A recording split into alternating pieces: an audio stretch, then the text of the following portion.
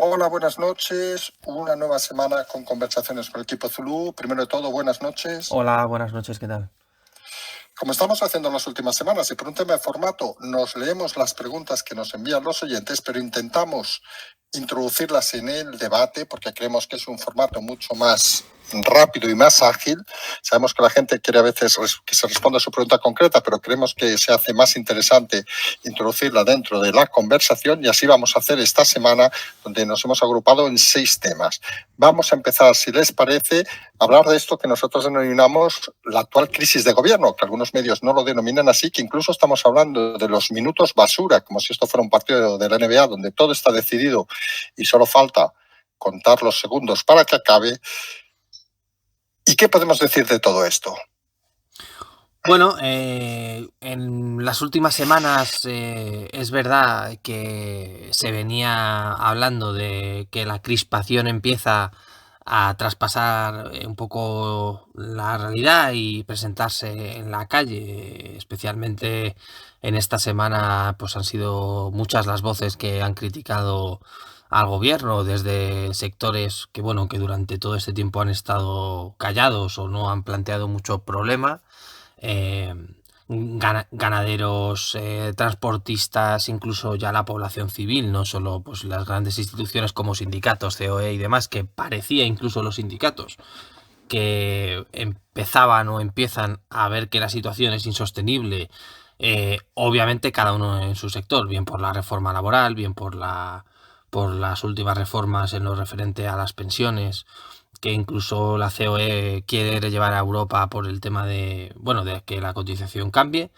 Y es cierto que en Moncloa, en esta semana especialmente, han empezado a darse cuenta de que, bueno, de que la sociedad civil empieza a estar cansada, se han dado cuenta de que la situación no se puede ocultar más, porque básicamente es lo que han estado haciendo o han estado negando una realidad en los últimos meses.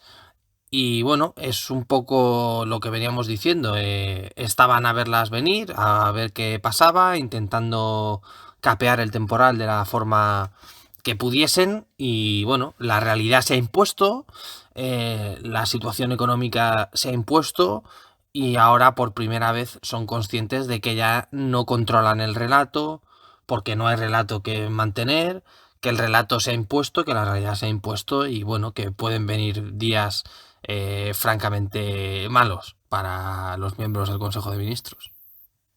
Pues claro, aquí una de las cosas fundamentales, lo hemos dicho en muchas ocasiones, es precisamente el relato.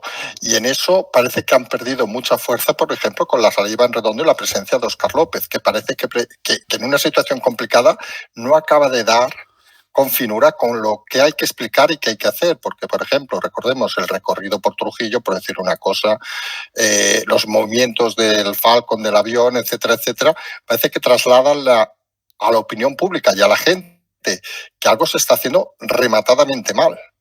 Sí, una de las cosas que dijimos y avisamos con la marcha de Iván Redondo de Semillas, de Moncloa en este caso, fue que el Partido Socialista o el gobierno en este caso iba a tener serias dificultades para mantener un relato no cabal, porque el relato que mantenía con Iván Redondo no era lógico, pero sí es verdad que mantenía de mejor forma incluso las críticas de la prensa, porque bueno, había un control de facto sobre ciertos medios de comunicación y nos encontramos de la noche a la mañana con un jefe de gabinete que no controla los tiempos, que no controla a los grandes medios, que se ve envuelto día sí día también, no solo en polémicas como gobierno, sino con luchas intestinas del partido de la coalición. Y toda la situación que antes más o menos parecía estar controlada por Redondo, ahora de repente no lo está. Incluso con Redondo había épocas que el portal de transparencia que nos ha dado tantas alegrías o nos ha informado de tantas cosas, eh, de repente se veía como silenciado por la publicidad o por lo que decía Moncloa y ahora de repente eso no ocurre, es decir, no hay ningún tipo de control de ninguna institución ajena al gobierno y por nuestra parte insistimos que parece ser que la nueva administración está pues intentando capear el temporal de la mejor manera posible y ahora podemos decir que básicamente es aguantar el chaparrón. El problema es que bueno, que lo que viene pues quizás sea demasiado chaparrón que aguantar. No, y además sumamos esos personajes, vamos a llamarle así, que van vaticinando precisamente pues que quizá en el 2022 habrá elecciones y no son personajes inocuos. Estamos hablando de Pablo Iglesias y del mismo Iván Redondo, que apuestan de que el ciclo está acabado y que debería haber elecciones en el 22. Eso obviamente afecta a la propia estructura de gobierno y a la confiabilidad incluso del presidente con su equipo. Sí, aquí hemos hablado siempre de Bolaños como una parte fundamental de nuevo equipo y ha habido un cambio sutil en la forma de tratar no a Bolaños, sino de cómo Bolaños se dirige al resto. Últimamente digamos que ha pasado al ataque, si se me permite, está defendiendo lo indefendible y defendiendo al gobierno por encima de todo, incluso de manera un tanto excesiva. eh, Tirando algún dardo también pues a Redondo, a Pablo Iglesias. Pablo Iglesias dijimos aquí en este espacio que se alejaba del poder, pero no se iba de lo que era la actualidad política. Está claro que hay algún tipo de recelo por parte de Pablo Iglesias hacia el presidente de gobierno y hacia sus antiguos compañeros, porque hay que ser claro, no se está portando demasiado bien como ex miembro del gobierno, está criticando mucho a sus antiguos compañeros y está haciendo oposición, yo me atrevería a decir incluso al propio partido del que formaba parte, es decir, se ha ido pero sigue teniendo, pues yo diría la audacia o la caradura de seguir opinando cuando él ha sido parte del problema. Y bueno, Iván Redondo claramente está señalando culpables y está diciendo que bueno, que hay cierta gente en Moncloa que se ha confundido con las decisiones y que deberían haberle hecho caso. De ahí que también apunte en la dirección de las nuevas elecciones. Entonces, ya todo esto parece que la solución desde el gobierno es volver a tirar del comodín de Franco, ley de memoria histórica, volver a hace 50, 40 años, algo que muchos juristas dicen que es inviable, es decir, y sobre todo un tema conceptual, para querer llevar la transición al 82, como si entre el 75 y el 82 esto hubiera sido la continuidad del franquismo. Sí, yo creo que primero muestra poco conocimiento porque España firmó en el año 2000 en los tratados de Roma básicamente lo que quieren hacer ahora, que se puede investigar los crímenes del franquismo, de lesa humanidad, pero es volver a sacar la momia, ¿no? Como se hizo hace tiempo, porque creen que va a funcionar. Yo creo, mira, aquí creo que el mejor ejemplo de lo que piensa la gente es las declaraciones que hizo el alcalde de Madrid en el día de ayer viernes, eh, que dijo, y cito, es acojonante. Y lo dijo así que todo el mundo nos quedamos sorprendidos, pero no pinta nada hablar ahora de una ley de amnistía, no pinta nada poner en tela de juicio la transición cuando casi todos los juristas y casi todos los historiadores en el ámbito mundial de lo que es pues el derecho constitucional o incluso historiadores piensan que ha sido el mayor ejercicio de bondad en cuanto a formar una democracia en el siglo XX.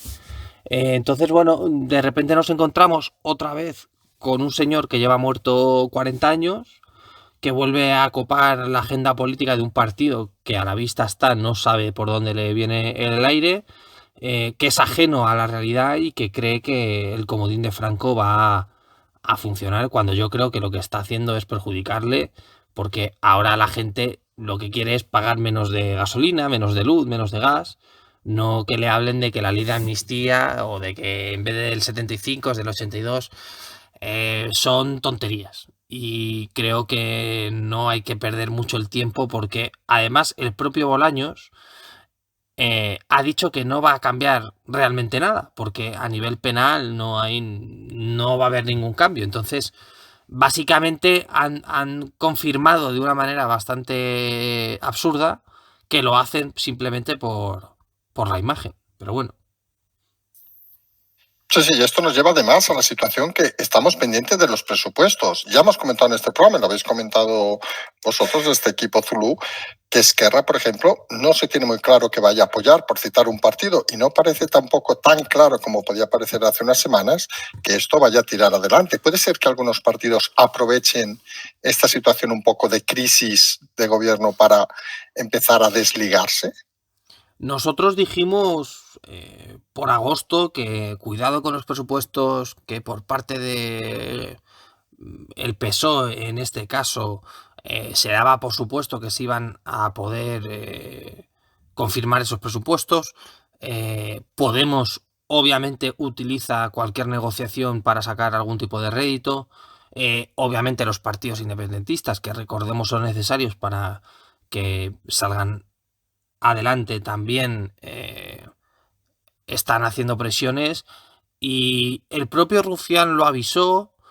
Mucha gente dijo que iban a hacer lo que fuera por aprobarlos porque les convenía, pero es verdad que el clima en el Congreso sobre los presupuestos está siendo bastante tenso. Yo no sé qué tragaderas van a tener el PSOE, porque si hablamos ya en un escenario donde las elecciones parecen bastante cercanas, no sé hasta qué punto les conviene electoralmente hablando ceder según qué cosas a según qué partidos, cuando además estos partidos, y cualquier persona que tenga algo de memoria lo recordará, de la posición en la que estaban hace un par de años, cuando empezó la legislatura, a la que están ahora, en una cuestión casi de ego o de presencia o de considerarse más importantes o menos importantes de lo que son, hay una diferencia mayúscula.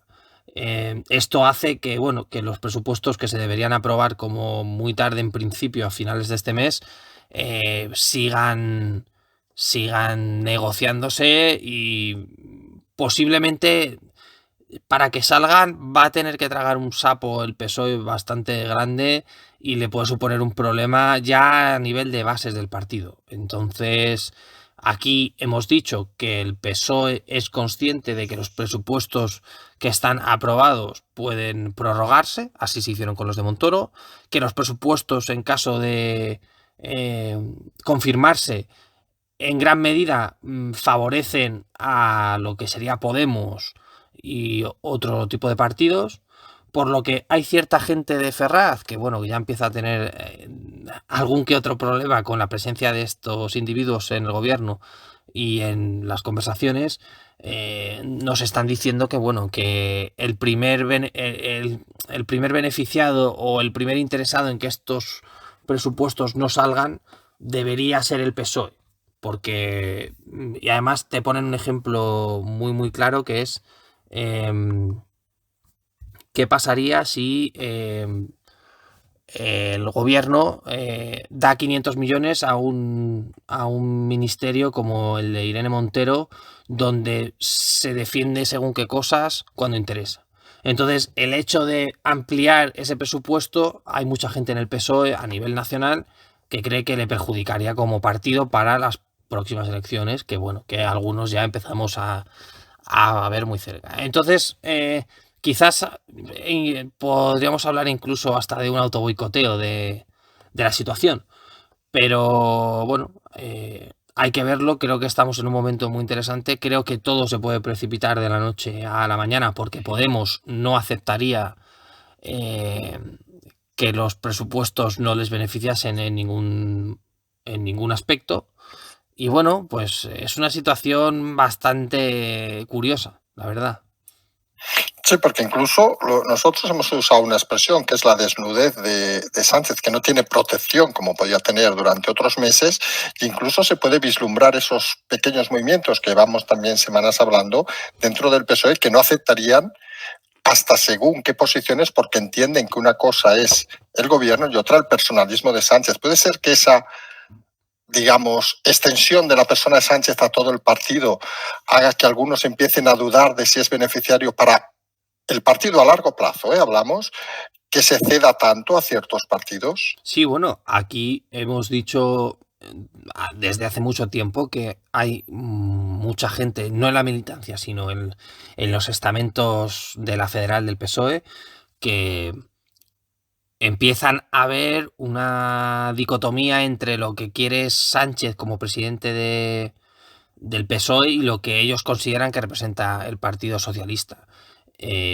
Aquí, independientemente de que la gente piense una cosa o no del PSOE, creo que podemos estar de acuerdo en que las líneas en las que se movía el PSOE antes estaban claras y ahora no lo están porque dependen de lo que diga Sánchez. Entonces, es cierto que hay mucha gente en el partido que empieza a preocuparse porque, bueno, se empieza a desligar un poco el partido del presidente. Y ojo, aquí hay una cosa que lo hemos mencionado muchas veces.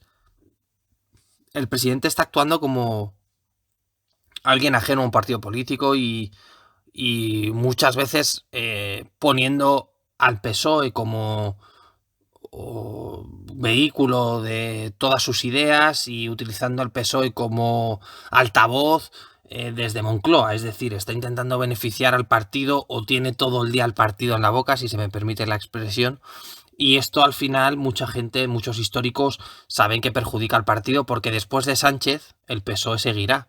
Veremos de qué forma o en qué estado queda, pero seguirá.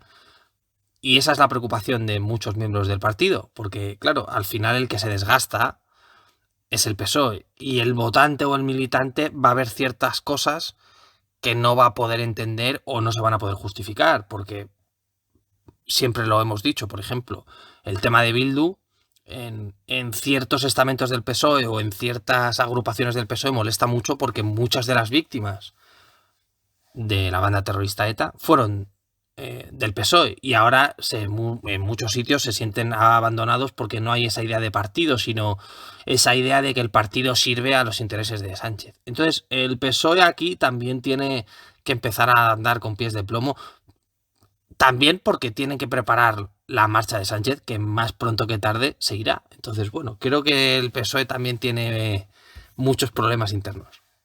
Podríamos decir incluso una expresión que hemos usado alguna vez. ¿Qué sería? ¿El PSOE rehén de Sánchez o Sánchez rehén del PSOE? Bueno, yo me he referido en numerosísimas ocasiones a que el partido es rehén absoluto de Sánchez y que está secuestrado, absolutamente. O sea, la realidad es que el Partido Socialista ahora mismo está descabezado, no hay una voz disonante más allá de algún varón y que Pedro Sánchez hace y deshace lo que considera y ese es un problema. Que por cierto, y saltamos de tema, ¿se está repitiendo ese modelo, salvando distancias, o se puede querer repetir en el PP? Hablamos de las broncas con Cayetana, con Ayuso, con Egea, la línea de Casado que parece que quiere imponerse por encima de todo, protegiendo sobre todo a Egea. Empezamos, si te parece, por hablar de Cayetana. ¿A dónde vamos con Cayetana? ¿Se irá? ¿La echarán?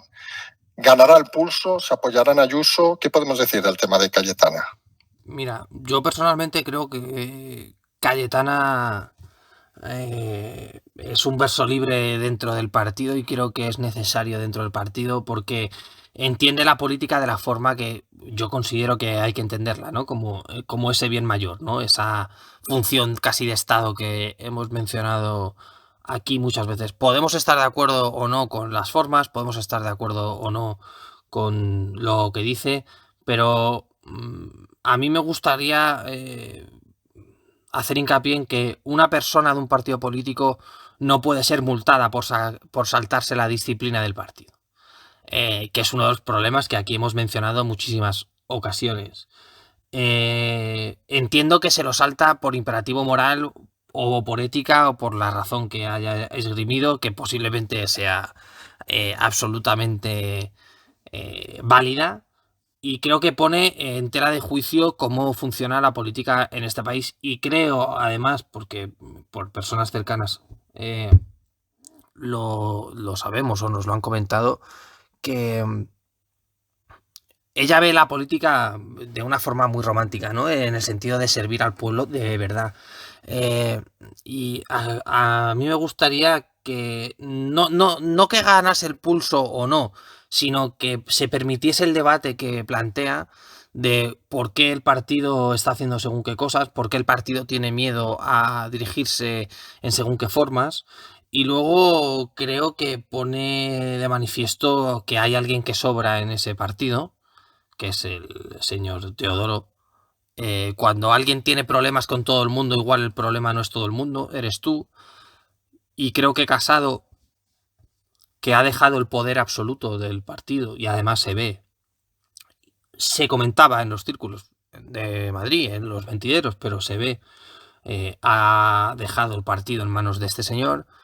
Pero creo que la supervivencia de Pablo Casado pasa por deshacerse de este personaje. Creo que se está intentando maquillar una situación que no tiene ningún tipo de solución. Las declaraciones de Ayuso esta semana en distintos programas diciendo que ella está por encima de esa situación, cosa que creo que es muy acertada, o incluso en las últimas horas en lo relativo a Andalucía, manda un mensaje muy claro no solo al partido sino a Pablo Casado de hay que tomar decisiones, en política hay que tomar decisiones, y quizás la primera pasa por deshacerte de según qué gente. Recordemos que Pablo Casado ya está diciendo qué va a hacer cuando sea ministro. Perdón, presidente. Quizás sea hora de empezar a tomar decisiones para poder llegar a ser presidente. Porque quizás si no las toma no va a pasar. Porque claro, esto nos lleva al primer planteamiento sobre el tema del PP. ¿Por qué parece que Pablo Casado jamás va a desprenderse de Teodoro? ¿Cuál es el ligazón, digamos? ¿Cuál es la historia real? Porque por amistad parece que en la política la amistad existe hasta cierto límite. Es decir, ¿qué hay para que no sea capaz? ¿Tiene miedo quizá a que si pierde a Egea perderá el poder del partido? Sí, yo, vamos, por las informaciones, hay una parte personal que tú comentas, que son amigos, hay una parte profesional que no se ve con la capacidad de dirigir al partido de una manera orgánica porque no se ve capacitado o con el perfil suficiente para hacerlo. Y el problema cuando tú no sabes hacer determinadas cosas o no te atreves a hacer determinadas cosas, hay ciertas figuras que se antojan necesarias y acaban siendo prescindibles, que es el caso del señor De Gea. Yo sinceramente no entiendo cómo alguien en la posición de Casado no ve el daño que le está haciendo el señor de la cintura, porque además si hacemos el ejercicio de analizar hacia dónde van las críticas de todo el mundo, hacia dónde van las críticas del votante, es en la misma dirección. Yo no conozco a nadie del entorno del PP o votante del PP que hable bien de este señor. A nadie. Es una cosa muy curiosa, pero no hay nadie. No sé de nadie, salvo algún amigo que diga, es un hombre tremendamente válido en la posición. Yo he sido el primero que he dicho, parece un señor tremendamente válido como ingeniero, por los premios o por lo que pueda ser. Pero hombre, cuando todo el mundo te tiene en la boca y cuando todo el mundo te critica, el problema no lo puede tener todo el mundo, sino lo tienes tú.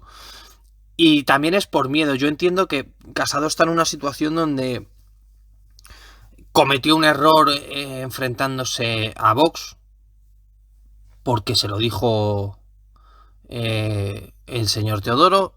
Se enfrentó a quien no se tenía que enfrentar por esta decisión, porque alguien le dijo que le beneficiaba al partido, y de repente se encuentra en una situación donde se va viendo que puede ser por incomparecencia presidente y está teniendo miedo a tomar decisiones por el que dirán.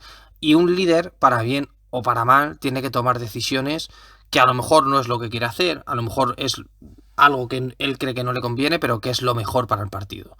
Y en este caso, yo opino que lo mejor para el PP es que se lo quiten, porque el PP es necesario como oposición, como presidenciable en el futuro, y que hay un señor que parece que no termina de entender el tablero de juego o no termina de entender la situación que estamos viviendo y que se dedica a hacer, con todos los respetos, tonterías. Entonces, bueno, yo creo que se está pidiendo que le echen. Esa es la verdad. Pues ahora que ahí tenemos un problema. Imaginemos, si no sale Egea, que según algunos mentideros puede ser algo que podría llegar a pasar, podría acabar saliendo hasta Casado. A ver, si sale Casado, sería no el fin del PP, pero sería... es algo inconcebible en el sentido de que el PP como partido no se puede permitir una fuga en este momento o quedar descabezado, porque sería la oportunidad perfecta para convocar unas elecciones y que el PP no tuviese ningún eh, candidato. Y tú imagínate una situación donde se convocan elecciones y durante la campaña electoral o antes de la campaña electoral el partido tiene que hacer un congreso nacional para seleccionar al nuevo candidato.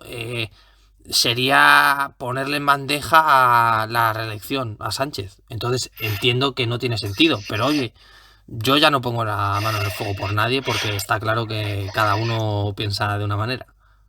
Sí, porque imaginemos la situación, que se moviera esa ficha, automáticamente podía pensar Sánchez, jolín, convoco elecciones que no tiene candidato esta gente, porque obviamente el candidato ha de pasar por un congreso, que no se organiza de un día para otro, con lo cual habría una situación casi kafkiana, que podría ser que Sánchez convocara elecciones no por su causa, sino para fulminar a la oposición de una forma definitiva. Claro, el tema es que es verdad que objetivamente hay tiempo de organizar un congreso y de elegir a un candidato para presidente y un candidato y un presidente del Partido Popular. Esto es un arma de doble filo, porque sobre el papel es verdad que el partido estaría desmantelado. Pero tú imagínate por un momento que el PP se une a una y va en una dirección, reman todos en la misma dirección y se presenta como candidata Ayuso, por lo que sea cambia de decisión, se presenta, arrasa y de repente el candidato del PP es Ayuso. Y ojo, aquí el PP durante mucho tiempo ha ido diciendo, no, Ayuso fuera de Madrid no funciona. Bueno, que vean las imágenes de Andalucía. Es decir, creo que es una jugada muy peligrosa porque al final es algo que tú no vas a controlar y te puede salir el tiro por la culata. Y hombre, es cierto que sobre el papel tú dices, bueno, los desmantelo y que se peguen por un presidente. Pero cuidado que el que puede salir puede ser un candidato muchísimo peor del que hay ahora para las aspiraciones del Partido Socialista y del todopoderoso Sánchez. Yo no me la jugaría. Es un tiro al pie, desde luego. No, claro, y aquí la hipótesis, si nos, vamos a decir una expresión vulgar, si nos pagaran ahora desde el PP, vamos a decirlo así, quizá nuestra recomendación sería que incluso si Casado se desprendiera de Gea, creemos algunos que podría juntarse en un momento dado al salir la figura de Gea, no tendría argumentos Ayuso ni Cayetana, incluso podríamos decir, si la vuelven entre comillas a restituir y dar una fuerza incluso con Feijóo para ser un candidato más fuerte que con Egea. Yo estoy absolutamente convencido de que si desaparece Gea, Pablo Casado taparía bocas de tal manera que todos los líderes que arrastran una cantidad importante de votos o que son presidentes establecidos de una manera bastante contundente en sus territorios, le apoyarían de una manera contumaz, cosa que ahora parece que no es así. De ahí que considero, y mucha gente del partido nos lo verbaliza en esta dirección, que la decisión correcta por el bien del partido sería desprenderse de Teodoro, porque aunaría los esfuerzos en esa dirección. Pero bueno. Y claro, aquí la otra cuestión que hemos hablado muchas veces en política es que hacemos, vamos a ponernos en esa hipótesis que hicimos, que hacemos con Teodoro. Quizá una llamada desde el PP a Payete para que lo coloque, no sé, como es ingeniero director general en Bolivia, en Venezuela o yo que sé dónde, para que se aleje para no humillarlo, digamos, decir, usted fuera y dejarlo tirado.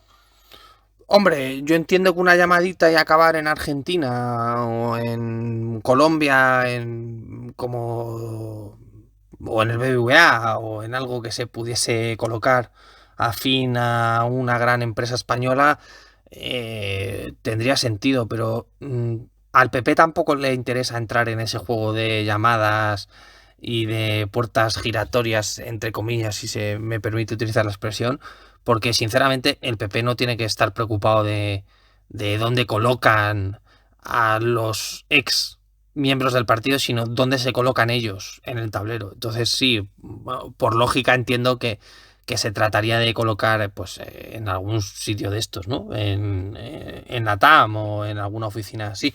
Pero creo que no deberían entrar en ese discurso. Y si lo hacen, que lo hagan bajo cuerda y que le den la normalidad, pero yo creo que sería un error. Y sinceramente, entre tú y yo, creo que a nadie le importa dónde acabaría este señor. Absolutamente a nadie.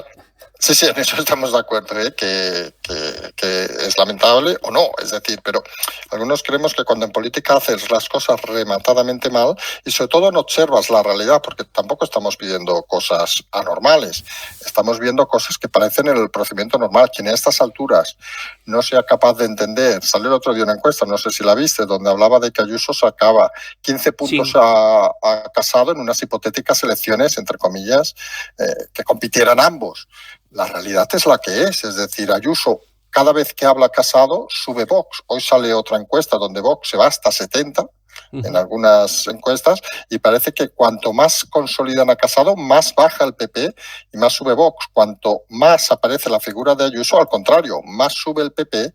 Y algunos creemos que si se definiera una candidatura a Ayuso, que a veces parece apoyada, vamos a decir, parece por ser elegantes, por ejemplo, por Feijóo, que queramos o no, tiene su poder territorial, y también por Moreno, y es lo que has comentado, es ver el Congreso de Andalucía, y parece que la figura de Ayuso empieza a exceder un poco más allá de Madrid, y eso suponemos confirma de que podría repetirse ese avance que hubo en Madrid brutal en unas hipotéticas elecciones fuera de España. Y parece que fuera de España, fuera de Madrid. Y parece que hay gente en el PP que todavía no quiere ver eso, o lo ve y no le interesa. A ver, yo creo que la figura o el poder de Ayuso está fuera de control en el sentido de que no se puede poner puertas al campo. En el sentido de que cuando alguien defiende lo suyo a su gente, en este caso a los ciudadanos de la Comunidad de Madrid, de la forma en que lo hace, obviamente a la gente de otras comunidades le va a gustar o le gustaría que hubiese una persona similar. Casado durante un tiempo podía haberlo controlado y podía haberlo aprovechado, y yo no creo que él tenga miedo a Ayuso, pero sí Teodoro. Entonces se ha intentado desmantelar o minimizar la figura de Ayuso porque se ha visto como un ataque al poder de Casado, y lo que se ha acabado debilitando es al propio partido. Entonces, obviamente, aquí deberíamos plantearnos o analizar de quién es esa idea. Yo entiendo que Ayuso fuera de Madrid esté ganando adeptos. Entiendo que en el PP haya mucha gente que quiere que las cosas se hagan de la misma manera que se han hecho en Madrid respecto a políticas autonómicas, impositivas y demás. Y entiendo que esto pues, puede suponer ciertos problemas para cierta gente en Génova 13. Pero creo que hay que tener una visión más amplia como partido o como secretario general del partido e intentar que eso se plasme también a nivel nacional.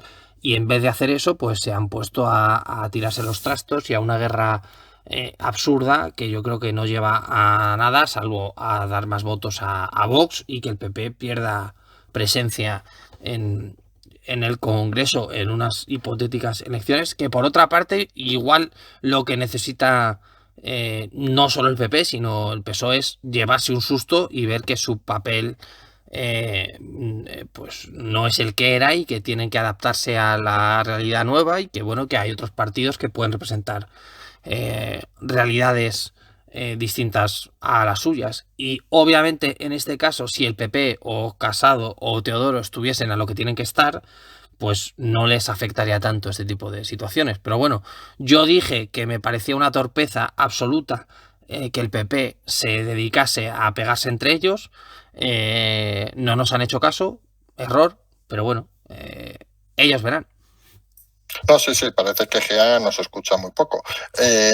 Y acabamos con el tema del PP. Está claro que para unas hipotéticas elecciones es muy importante sumar votos en Andalucía. Parece que allí sí que hay candidato.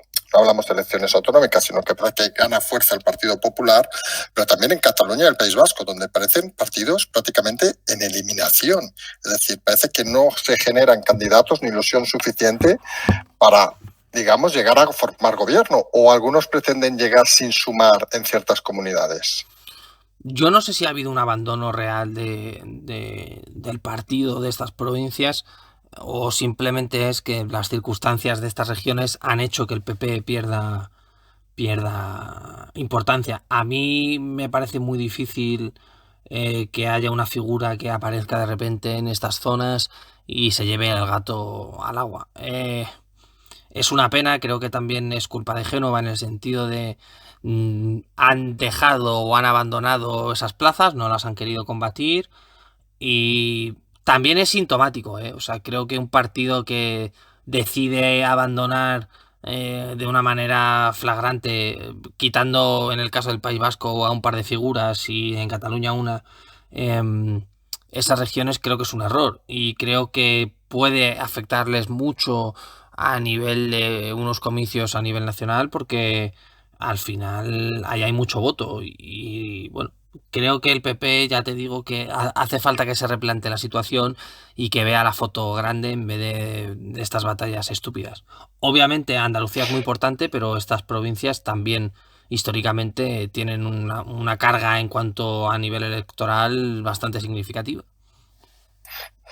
Pues pasamos de un partido en follones a un partido en descomposición. Empezamos a hablar de Podemos, ya lo dijimos hace nosotros meses que estaba en descomposición, más con la salida de Pablo Iglesias. Ahora tenemos ya el vuelo, podemos decir, por algún lado torpe, por otro lado inteligente, de Yolanda Díaz. Por otro tenemos lo que nosotros denominamos la toma del Reichstag el 2 de mayo de Enrique Santiago sobre el cementerio de Podemos, y la fulminación, que parece cada vez más clara, de lo que denominaremos el Podemos, y vamos a decir tradicional, pero quizá no es la palabra, el Podemos que nació en el 2015 con la fulminación de Belarra y Montero, que obviamente son ministras, pero que parece que no llegan al nivel. Todo eso sumado con todos los juicios, con el tema de la financiación, lo que podríamos decir los líos de Podemos. Bueno, aquí, como tú bien has dicho, venimos diciendo desde hace tiempo que Podemos era la crónica de una muerte anunciada. No negaremos, o yo no voy a negar, ni el equipo lo vamos a negar, que nos alegramos porque ha sido un partido que no ha traído nada bueno a lo que es la democracia española ni a la política como tal, porque es verdad que han bajado el nivel al barro y han bajado la política a casi a una política de tuit y de polemizar por polemizar. El señor Echenique en esto es especialista. Y demás, siguen teniendo algo de relevancia porque no dejan de tener alguna cartera ministerial. Otra cosa es la función que hacen como ministros, que según lo que pase, pues lo defienden y paran el país o no. Un ministro de universidades que ahí está.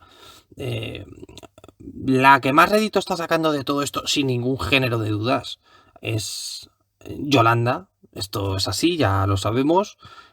A costa del partido, a costa de incluso de la propia estructura del partido. Hay que recordar que ella, dicho por su persona, no pertenece al partido como tal, ¿no? Porque entra en política casi por un interés social, o no sé exactamente cómo lo ha justificado, y no solo utiliza la infraestructura del partido, sino que además ya se permite el lujo de invitar al señor Errejón incluso a formar parte de las listas de Unidas Podemos para las próximas generales por las listas de Madrid. O sea, que se está saltando a la señora Belarra como secretaria general del partido, está yendo por libre, es un verso suelto hace mucho tiempo, que se ha creído al papel, que se cree que va a llegar a algún sitio cuando lo que va a ir es al paro, muy probablemente. Y Podemos es una caricatura de algo que con el corazón en la mano tenía mucho sentido cuando empezó, lo convirtieron en una herramienta para llegar al poder y lucrarse y beneficiarse.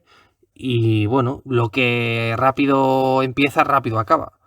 Y bueno, han tocado el cielo y la hostia que se van a dar va a ser curiosa, pero creo que no han sabido entender la realidad y aquí yo lo dije hace mucho tiempo y la gente supongo que lo recordará, que estar en Moncloa, aunque no hablases, desgastaba mucho. Y ellos se pensaban que estar en el gobierno no les iba a pasar un peaje como partido porque eran ministros y no estaba el partido. Y bueno, se han dado cuenta de que estar en Moncloa desgasta mucho, que atacar al propio gobierno desde Moncloa y desde el partido cuando eres parte del gobierno desgasta mucho más y que la desafección a Podemos es increíble porque además ya están incluso defendiendo cosas que no tienen sentido, como los casos que ha habido esta semana de la madre que ha asesinado a sus 2 hijos y todo este tema, que si hubiese sido en otras circunstancias hubiesen hecho una campaña mediática de todo esto, por ejemplo. Entonces, bueno, nos comentan en Moncloa que se ven fuera absolutamente. Incluso ha pasado o se está empezando a barajar, como aquí comentamos, que haya una limpia de ministros de Podemos, lo cual creo que es interesante. Sí, porque aquí podríamos decir, incluso podríamos dar medallas por lo que nosotros avanzamos. Avanzamos que se descomponía Ciudadanos. ¿Dónde está Ciudadanos? No haremos bromas de Ciudadanos. Yo creo que con el equipo Zulú hace meses que no hablamos de Ciudadanos. Dijimos que se descomponía Podemos. El tercero es Más País, que es un equipo menor, obviamente, pero parece que se queda fagocitado, y no por un partido, sino por Yolanda Díaz, lo cual es más irónico. ¿Qué tipo de partido es fagocitado por una sola persona? Recordemos, Mónica García, que se fue, es una de las 4 jinetes del apocalipsis, y Errejón, a la que se le ha ofrecido un cargo, y sabemos que Errejón, entre becas y cargos, hombre, pues tiene claro que mientras supe de lo público va a continuar donde sea. Yo te voy a contestar a la gallega. ¿Qué tipo de partido es Más Madrid? Porque al final la representación que han conseguido, Más País, la representación que han conseguido en el Congreso es mínima. Es decir, no es un partido que ha sabido aglutinar a nadie, casi más a la gente que salía apestada, si se me permite, de Podemos, que era afín a Errejón, pero poco más allá. Entonces, yo no sé qué capacidad de representación podrá tener en las próximas elecciones, cuando además está entrando en debates pues como la legalización del cannabis o la eutanasia. Además, un partido que parece que vive más del ruido que produce Más Madrid con la médica madre que con Íñigo Errejón, porque es verdad que Errejón de vez en cuando habla o dice algo, pero ya ha perdido esa presencia que tenía cuando estaba en Podemos. Y si encima de repente aparece la señora Yolanda Díaz y empieza a hablar de que si llama a Errejón y demás, pues entiendo que el votante tradicional de Podemos lo vería como la enésima y la última traición del niño Errejón hacia el todopoderoso líder. Entonces, yo a Más País creo que tampoco hay que perder el tiempo en hablar de él. Y además, Errejón, lo comentábamos fuera de micro, con todo el tema del juicio de la patada, que puede quedar en lo que sea, pero creo que no es una pieza buena en la que invertir en los próximos meses. Ni en Podemos tampoco, porque con todas las causas judiciales, pues imagínate. Sí. Y vamos a eso ahora. Tenemos el pollo que ahora declara en Italia el tema del movimiento 5 estrellas, si no nos equivocamos, y parece que allí tienen claro que lo que hemos explicado en este programa, que el concepto no es si llegó dinero o no llegó dinero, sino para el fin que llegaba el dinero, que en principio parece que era para conculcar, vamos a decir de alguna manera, la democracia en España, Italia y algún otro país, y eso está calificado en el Código Penal, que le pregunten a Junqueras, como traición. Y eso puede ser un delito mucho más grave de la, entre comillas, tontería de un fraude fiscal. ¿Llegará el pollo a conseguir más cosas? Será extraditado, que recordemos, la Fiscalía apuesta ahora porque ya hay garantías para que vaya a Estados Unidos, mientras su defensa dice que no las hay e insiste en que la información es suficientemente importante para que permanezca aquí. A ver, por partes. Efectivamente, el delito que podríamos estar hablando es traición, que además aquí también lo mencionamos hace mucho tiempo, que no es lo mismo que te financien que financiarte para según qué cosas. Otra cosa también a tener en cuenta es si se puede considerar blanqueo de capitales la forma en la que te has financiado. Aquí estamos hablando del pollo siempre, pero se nos olvida que la UDEF en las últimas horas ha abierto una investigación a través del juzgado que lleva la causa para hacer un peritaje de la famosa empresa Neurona. Es decir, ya hay investigaciones en curso sobre si la financiación de Podemos no solo ha sido legal, sino si se ha blanqueado dinero falseando trabajos. Es decir, Podemos ya está en el punto de mira de no solo de fiscalía o de un juez, sino además de una de las unidades más especializadas de la Policía Nacional, que en este caso es la UDEF. El tema del pollo Carvajal, bueno, ya se ha confirmado que se va a extraditar. Fuentes de la Embajada de Estados Unidos en Madrid nos dicen que intentarán que sea antes de fin de año por temas judiciales y procesales de la causa en Estados Unidos, cuando además Alex Saab se ha declarado culpable de alguno de los cargos que se le imputan, lo cual en cierto modo allana el terreno al pollo Carvajal. Y bueno, yo creo que el pollo en el tema de lo de Italia y demás o sea, que se me entienda, creo que eso son temas que no nos interesan porque son fuera de nuestras fronteras. Ha dado información del partido a nivel nacional, yo me quedo con eso porque lo que afecta a la política española y al sistema propio es eso. Y bueno, habrá que ver quién recibió dinero, cómo recibió dinero. Aquí se habla de Monedero y de la señora Vescansa, pero podría estar también Pablo Iglesias. Insisto, es un clavo más. Al final creo que Podemos tiene muchísimos problemas, tiene muchísimos problemas ya incluso en lo que defiende y cómo lo defiende, y yo creo que ya ha perdido hasta la calle, porque siempre se decían dueños de la calle, de la gente, esa palabra que se les llenaba la boca cuando lo decían, y eso ya no existe, ese Podemos ya ha muerto. Entonces, ¿podrá durar una legislatura más? ¿Dos? Yo creo que no van a volver a tener, el otro día les daba Tezanos 40 diputados en el Congreso. Yo creo que si llegan a 15 que se den con un canto en los dientes, porque ya te digo que el partido como tal, si sigue Yolanda, podrían tener representación, pero ¿a quién representa a Belarra? Pues a la gente que no ve más allá del partido y que tampoco hay tanto para sacar 15 escaños a nivel No, nacional. O sea que... y de los jinetes estos del apocalipsis de Yolanda Díaz, recordemos, Ada Colau, que la ha dimitido parte del equipo en Barcelona acusándola de personalismo. Parece que la realidad es que los líderes de Podemos parece que tiran hacia adelante abandonando a todo lo que tenían detrás. Y hombre, y algunos creemos que tampoco tiene tanto gancho personal, ni Yolanda obviamente, ni Ada Colau, y no diremos de Oltra, que parece que tienen más problemas internos que realidad fuera. Claro, pero el problema es que tú ten en cuenta, si vendes un proyecto de una manera y cuando te ves en el poder no solo no lo cumples, sino que además te conviertes en lo que juraste que no te ibas a convertir, o en lo que juraste luchar, de repente te encuentras en una situación donde la gente que, ojo, aquí lo hemos dicho muchas veces, hay gente en política que tiene una visión de Estado y hay una gente en política que tiene ética y que es fiel a unos principios, aunque suene algo sorprendente, hay mucha gente, independientemente de que sea de derechas, de izquierdas, de centro, de más derecha, de más izquierda, que tienen una ética y que viven por unas convicciones y que luchan por esas convicciones.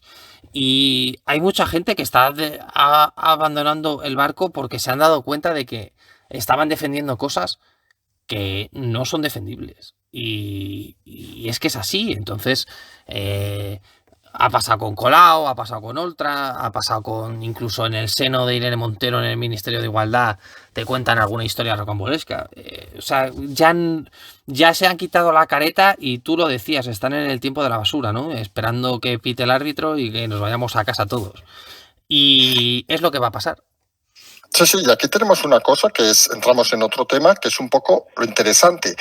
¿Qué importancia tienen los nuevos medios de comunicación? No tanto por lo que dicen, tenemos las informaciones del Objective, que entre nosotros, aquella información de Ábalos, pues quedó en casi anécdotas de chascarrillo, de bar, vamos a decirlo así de claro, pero sí que la carga de profundidad de estos nuevos medios, que hacen que parece que algunos medios que estaban callados empiecen a virar, dándose cuenta de que o empiezan a informar de la realidad, o parece que se van a hundir con el barco, se van a hundir en los minutos basura. Tan importante es la prensa, tan importante es estos movimientos que estamos viendo. Sí, yo creo que eran necesarios. Lo dijimos la semana pasada o hace dos con todo el tema de The Objective con Ábalos. Ha pasado en las últimas horas algo muy curioso que no deja de ser anecdótico, pero es sintomático. El país ha tumbado, o por la denuncia del país, se han tumbado a bots de Pedro Sánchez que le llamaban guapo y insultaban al resto de la red social de Twitter y demás. Sí, correcto, aparte, como dices, y ponemos la incidencia por denuncia del país. Sí, ¿Te sí. sorprende? Sí. Yo insisto, esto es sintomático de que hay algo que está cambiando. Podría entrar a criticar a Lo País, pero nos haría falta un programa de 20 horas o de 30, o al Grupo Prisa.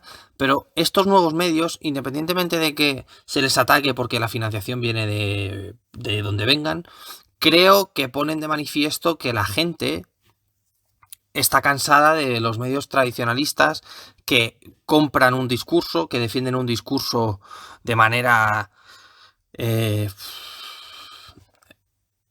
obscena, me atrevería a decir, que imponen un lenguaje, unos mensajes que se pliegan a la mentira. En las últimas horas hemos visto auténticas barbaridades, incluso mentiras objetivas respecto a la causa de Rittenhouse, el chaval que ha sido absuelto en Estados Unidos, donde se hablaba de que había disparado a 2 personas negras cuando ni siquiera eran personas negras, eran blancas. Esto en medios españoles.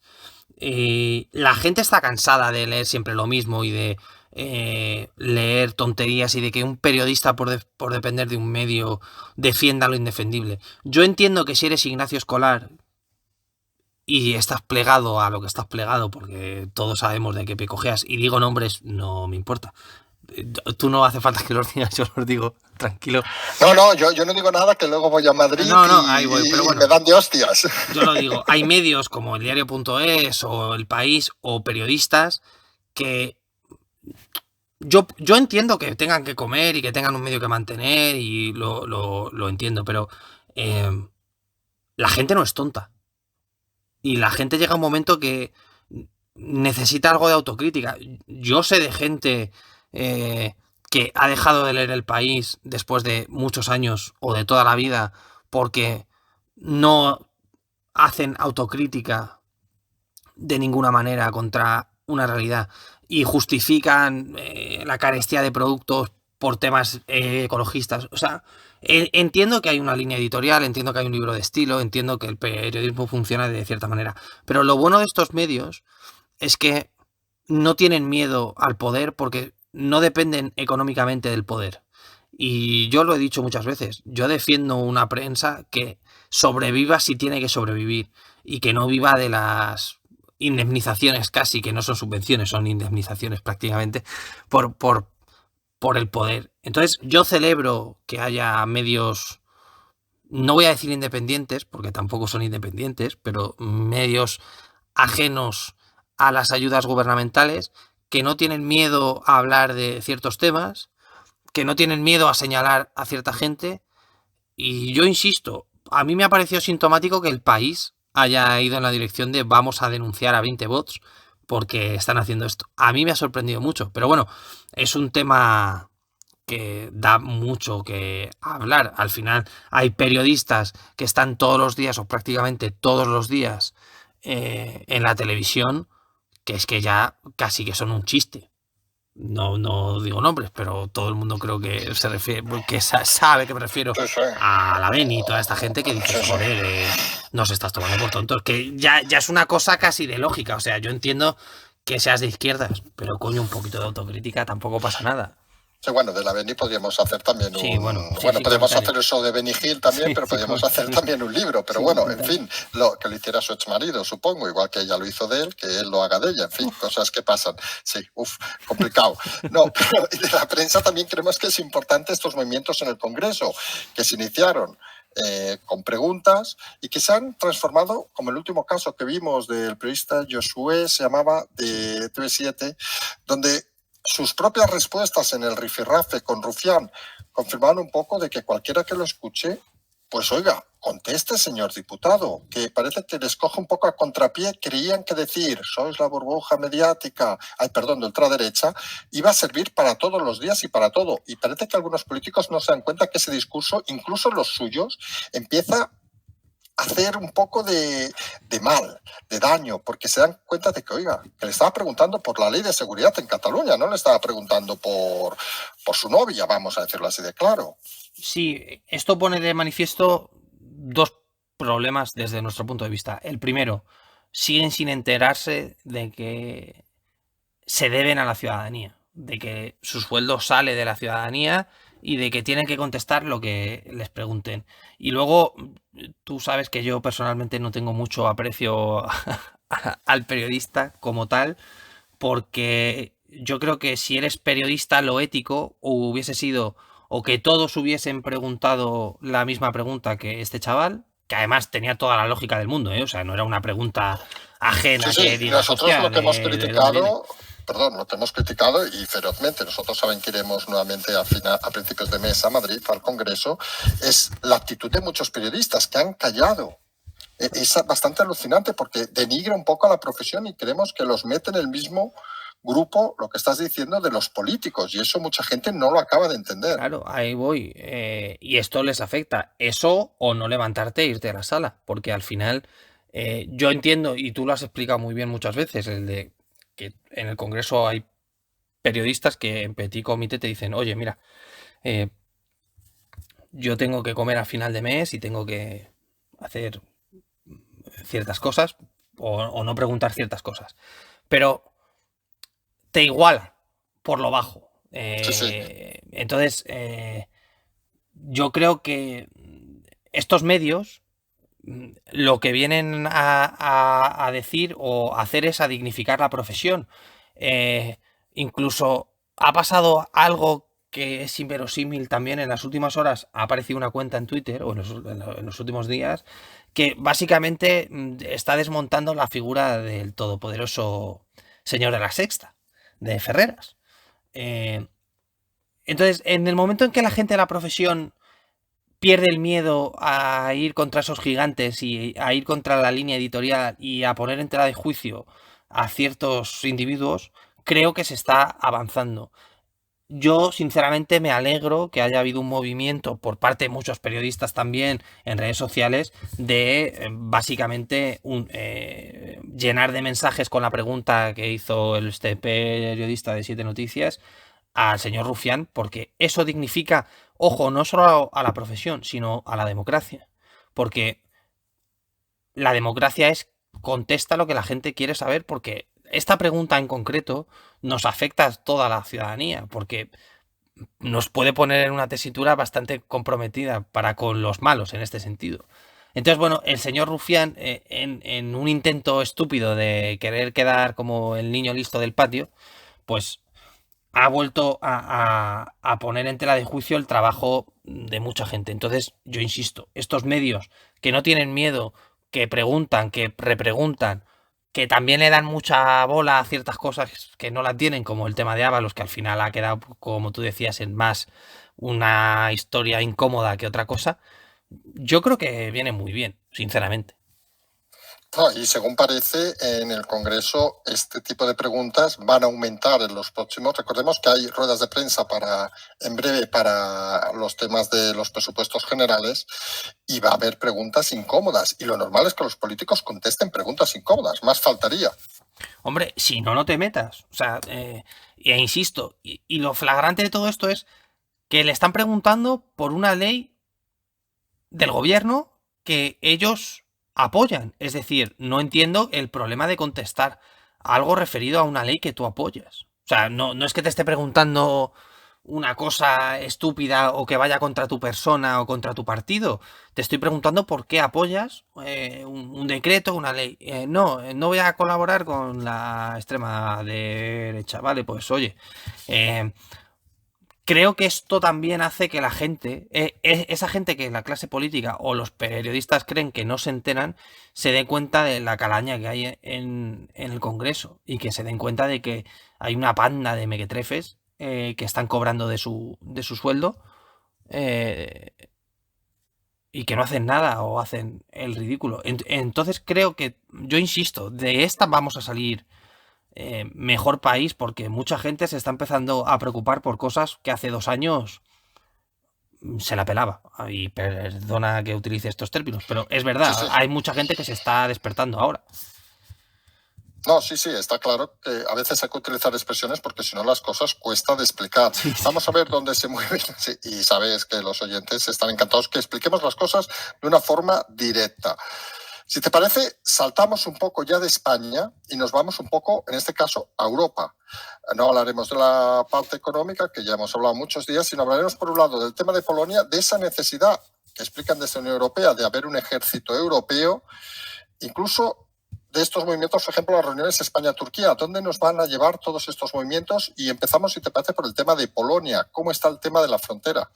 Bueno, el tema de la frontera sigue tensionado, pero es verdad que Bielorrusia parece que ha entrado en razón. Además, las últimas informaciones parecen indicar, al menos de la comunidad de inteligencia, que el presidente bielorruso actuó de manera unilateral en el sentido de no comunicarlo a Rusia, es decir, que parece más una decisión personalísima. Es verdad que la semana pasada las informaciones no estaban claras y todo parece indicar que el comentario de Putin de que no tenía nada que ver era por quitarse el muerto de encima, pero es cierto que la comunidad de inteligencia, especialmente Estados Unidos, que en esto ha tenido bastante presencia, y la de Reino Unido, han establecido que efectivamente ha sido un movimiento interno simplemente. Aquí la Unión Europea creo que está sufriendo mucho porque no está entendiendo nada y lo está haciendo. Quiere hacer una campaña política contra Polonia otra vez por algún motivo. Estonia se ha puesto de lado de los polacos mandando tropas a la frontera para apoyar el intento de entrada de los inmigrantes, de entrada, no de invasión, que sé que hay mucha gente que cuando pasan estas cosas dice, oh, nos invaden, y no es así. Estás recordando algunas historias de otras entradas a Europa, supongo. Sí, que todo es una invasión y te invade gente que no sabe nadar, pero bueno, en fin, sin comentarios. El señor Borrell diciendo gilipolleces, y lo voy a decir así porque todo lo que dice el señor Borrell son estupideces, que quiere hacer un ejército europeo, ojo, 5.000 efectivos. 5.000 efectivos.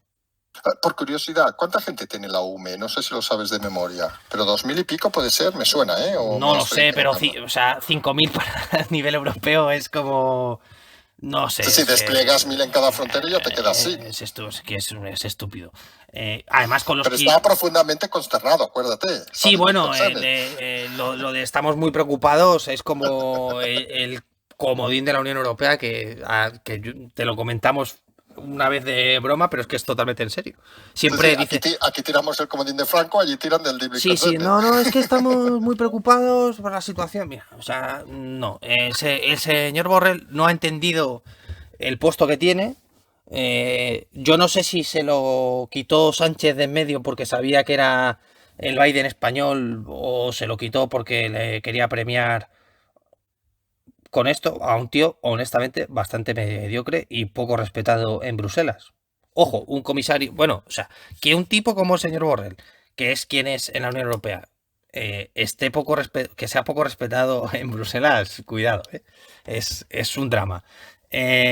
Polonia está mandando un mensaje de unidad y un mensaje de lo que debería ser la Unión Europea y está reclamando lo que como miembro debería reclamar, que es esa ayuda a la Unión, que no está llegando o está llegando de unas formas que incluso la propia Polonia se ha negado por lo que le supone. Hablo de ayudas económicas con condiciones como aceptar a los inmigrantes y todo este tipo de cosas.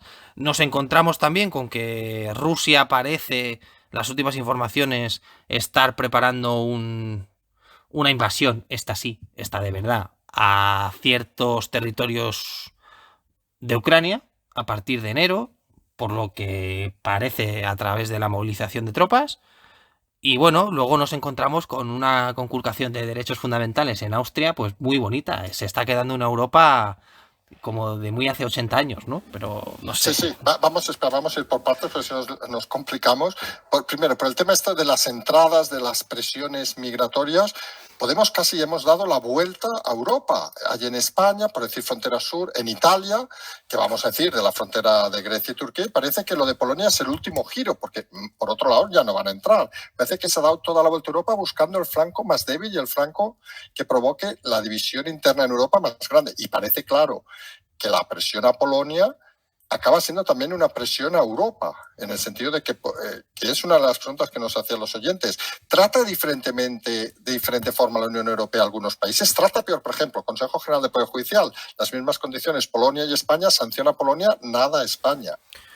Mira, yo lo he explicado muchas veces y creo que se entiende muy fácil. En el Tratado de Niza, en el 2002, se decidió que Europa creciese hacia el este, que fue la incorporación de los 10 más 2 países. Pasamos de 15 miembros a 25 más 2 en la Unión Europea. Y eso conllevó un movimiento sutil, pero que a la larga se ha confirmado, que era que básicamente el centro de poder de la Unión Europea de facto pasase de Francia a Alemania. Y como la historia es caprichosa y los pueblos tardan en cambiar, Alemania tiene cierta forma de ser respecto a otros países, ¿no? Entonces, en esa posición de poder respecto a todas las a todos los países del este o al este de Berlín, digamos que Alemania tiene ciertos recelos. No sé si históricos, si políticos, si sociales, pero es verdad que hay un recelo real. Y países como Hungría, Bulgaria, Polonia, pues han sido, bueno, centro de críticas, no solo por defender su soberanía nacional, sino por poner en tela de juicio cierta implementación de políticas europeas. Porque, por ejemplo, Polonia y Bulgaria, Hungría han tomado decisiones que Holanda ha tomado, la propia Alemania ha tomado respecto, por ejemplo, a la primacía del derecho comunitario sobre el derecho propio, pero cuando lo hace Holanda o la propia Alemania no pasa nada, pero cuando lo hace Polonia es un drama, cuando lo hace Hungría es un drama. Por ejemplo, no hemos oído que la Unión Europea esté profundamente preocupada por lo que pasó ayer en Rotterdam. Absolutamente nada. Sí, porque entramos, si te parece, en otro tema que es la explosión, digamos, del COVID o de las cosas que suceden por el COVID. Tenemos dos ciudades que hemos ya hablado, Viena y Rotterdam. A ver, primera pregunta, dos preguntas queremos claras. ¿Aguantaría España una situación como lo que está planteando, por ejemplo, Austria, de volver a encerrar a la población? Y la otra, Viena, Rotterdam, ¿aguantará Europa otra crisis, vamos a llamarle así, del COVID sin que haya tumultos? No, no. No, porque por cerrar el tema de antes, Polonia en este caso o los países del este están mostrando que las cosas no se tienen por qué hacer en todos los sitios de la misma manera.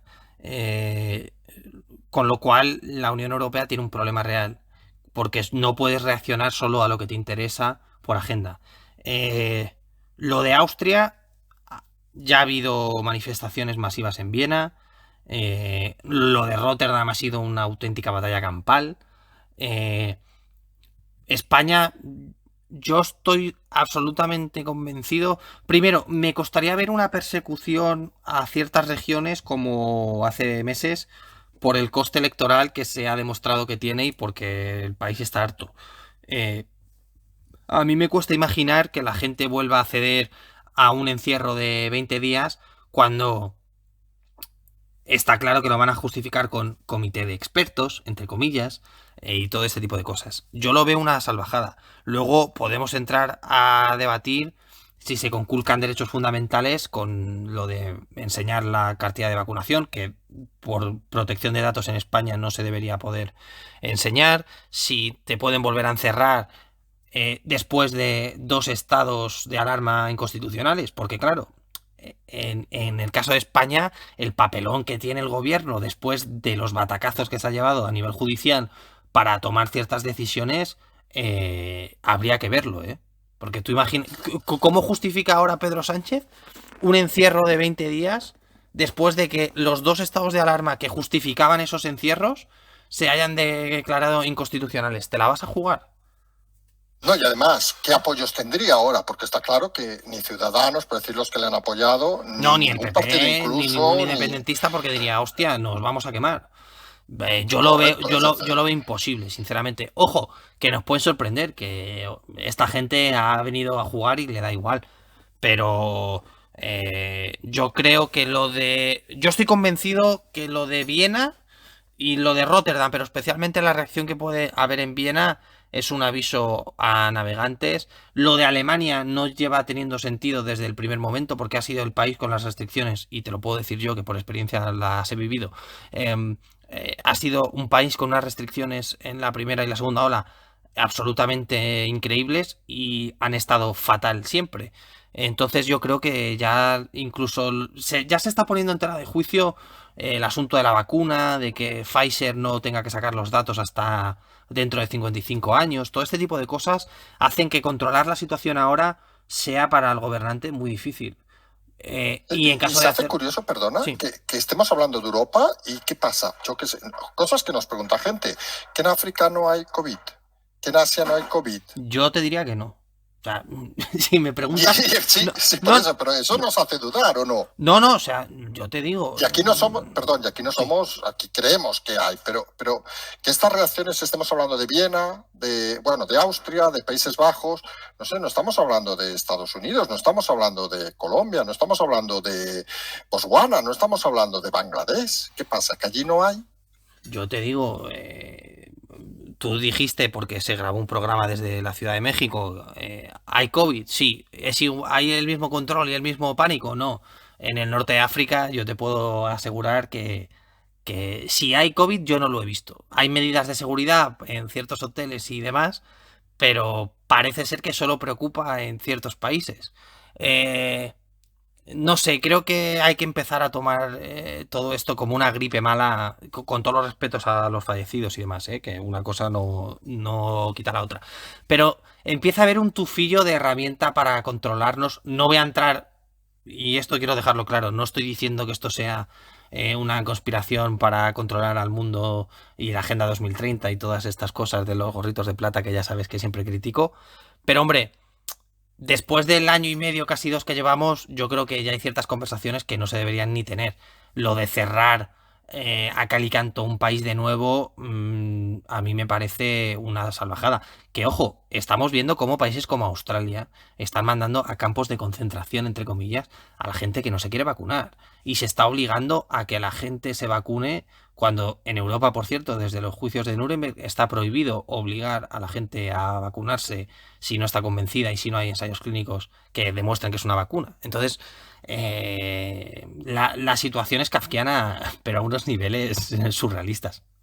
Entonces es una situación que habrá que seguir sin lugar a dudas, pero realmente hay cosas que no se entienden y nosotros desde el primer momento hemos defendido el sí a la vacunación, el sí a muchas cosas, pero también el sí a los derechos fundamentales. Claro, o sea, la libertad de movimiento y todo eso es un derecho fundamental que creemos que ya lo ha dicho el Constitucional, que en el primero y en el segundo decreto se podían violar. No, o incluso el que no se quiera vacunar, que no se vacune.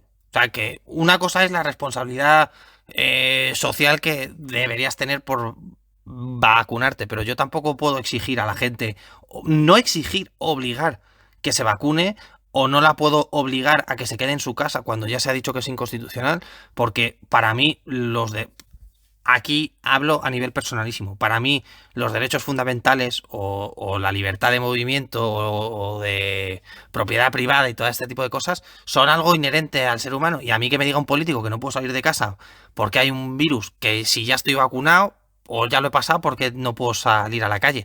Y el problema es que se está cayendo en unas incongruencias que ya no se pueden justificar. Porque no es algo nuevo que digas, hostia, no sé qué pasa. Llevamos casi 2 años con el tema. Entonces, ya hay ciertos argumentos que se caen por el propio peso de la historia. Pero bueno.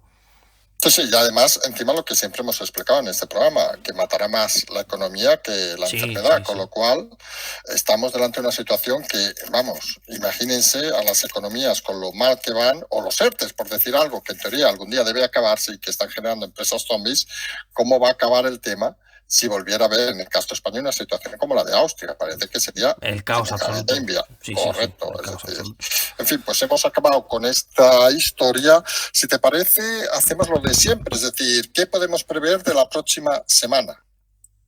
Pues voy a repetirme, pero yo creo que hay que, como decimos en Estados Unidos, enjoy the ride, ¿no? Hay que disfrutar lo que venga, hay que estar atento de lo que pase, porque, insisto, ya adivinar o adelantarse es una locura, porque ya nada tiene sentido. Yo voy a estar especialmente atento a un poco a la frustración de la ciudadanía, porque creo que febrero, finales de enero, febrero va a ser bastante complicado para el gobierno. Va a haber una calle muy tensionada. Veremos a ver si las navidades en España pueden ser medianamente normales, porque ya empiezan otra vez con el discurso que conocemos de que viene el coco y uno no sabe ya si son alarmistas por necesidad o por realidad. El tema de los presupuestos, muy atentos, porque hay que ver qué pasa. El tema de la extradición del pollo, pues esta semana o la siguiente se confirmará, lo cual creo que a mucha gente pues se le va a quitar esa preocupación de que sabes que existe, de que no le iban a entregar y todo este tipo de cosas. Y también, bueno, en los tribunales pendientes de el caso Neurona, de qué dice el señor Iglesias, si vuelve al agujero o sigue diciendo tonterías. Y poco más. Y es que ya te digo que creo que tenemos que disfrutar en la medida de lo posible lo que viene y intentar analizar en la medida de lo posible lo que puede pasar, porque ya te digo que la situación se antoja un poco incontrolable, la verdad. Sí, porque podríamos llegar incluso a decir de que en cualquier momento puede pasar cualquier cosa, mirando siempre el horizonte, como dices, de finales de enero, donde parece que la cosa se va a complicar más, pero que anteriormente podría pasar en cualquier momento cualquier situación.